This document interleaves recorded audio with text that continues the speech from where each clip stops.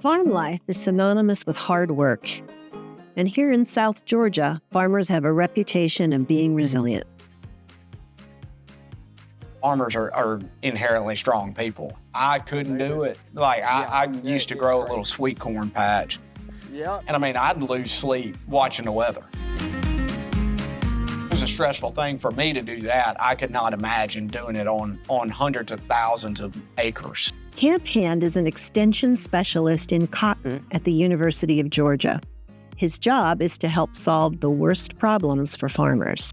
I do a lot of troubleshooting. A lot of times the joke is that if I'm in your field, that's a bad thing. You don't want me there, because that means something is bad wrong. So you're the ultimate problem solver. Try to be. It's a lot of fun. I met up with Camp to talk about the increased stress farmers are facing A today. little bit of basil in the middle here.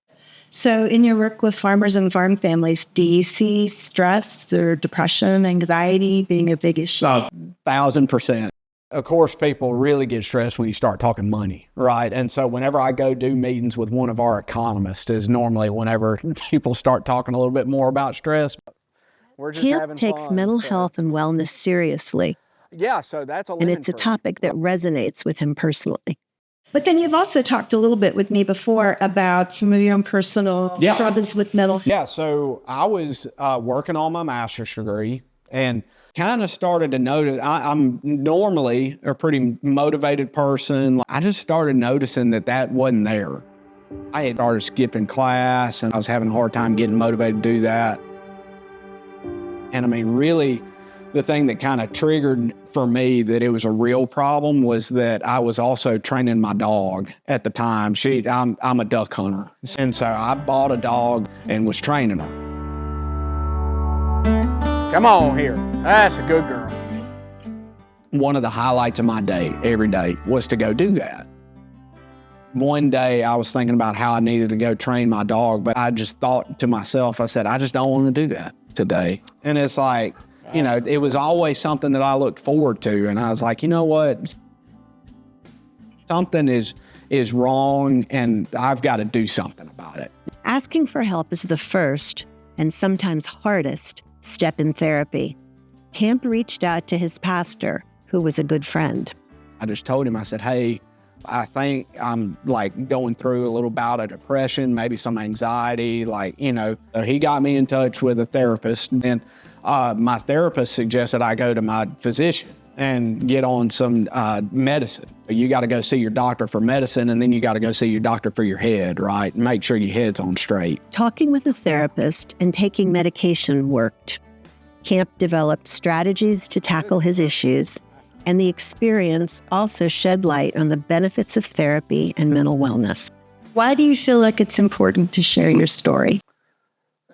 It's, I think a lot of people feel shame because they think that they're the only person, or they're fooled into this lie of you're the only person that ever deals with this thing.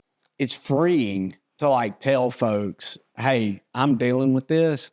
And for somebody to say, me too.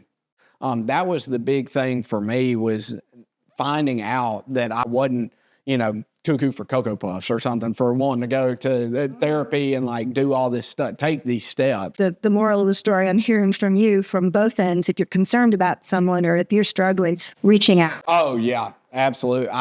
You can't fight it yourself. If you could, you wouldn't be dealing with it, right? So, I think if you're dealing with something, you either got to tell somebody, or if you see somebody close to you dealing with something, you got to call that out there. Because at the end of the day, there's been growers that, have taken their own life. And it's like people, a lot of times whenever somebody takes their own life, you hear people say I had no idea. And it's like, well, did anybody ask, And so, the first thing I would do is I'd just ask them, say, hey, are you doing okay? Is there anything I can do to help? Stuff like that, for sure. Because I think that's the first step, is getting a conversation initiated. Keeping it bottled up is the worst thing, because you can't do it by yourself. Right.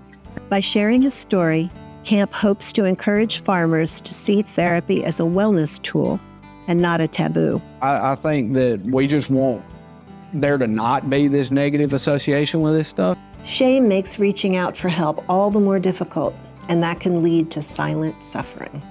It's easier to talk yourself out of it than it is to talk yourself into it. It took me a long time to just take the step. But even when a farmer seeks help, there are other logistical hurdles that stand in the way. Rural locations have fewer therapists, and farmers have time-sensitive jobs that limit their ability to schedule appointments during regular business hours. But waiting until a crisis hits is not the only option. I think one of the biggest misconceptions that I see is that you've got to be like, right on the tipping point to go take that step. And it's like, that's not true at all. Most folks go to a doctor for a checkup, and it's like, hey, you gotta tune up your mind too, and like making sure that you stay sharp and have the tools to deal with that kind of stuff. Everybody's got a struggle out there. And I can say confidently that if I hadn't gone through, therapy and medication, I could have finished my PhD and like been a good husband and like now a good dad. It's like I just feel like I learned a lot about myself and like how to live life. It all worked out, and it was all for the best, but it was a really hard time in the midst of it, but it's made me better at the end of the day.